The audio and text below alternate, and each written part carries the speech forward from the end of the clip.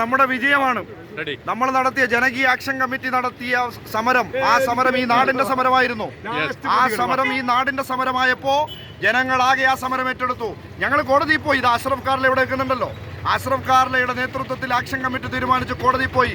കോടതിയിൽ തോറ്റ് തുന്നമ്പാടുമെന്ന് തോന്നിയപ്പോ കേന്ദ്ര സർക്കാർ മുട്ടുമടക്കി. ഇതാ ടോൾ നിർത്തലാക്കിയിരിക്കുന്നു. ഇത് ഈ നാടിന്റെ വിജയമാണ്. ഈ സമരത്തിൽ ഞങ്ങളോടൊപ്പം നേതൃത്വമായി നിന്ന ബഹുമാന്യനായ MLA ഇപ്പോൾ നാട്ടിലില്ല. അദ്ദേഹം തിരുവനന്തപുരത്താണ്. അദ്ദേഹത്തോട് ഞങ്ങൾ സംസാരിച്ചിട്ടുണ്ട്.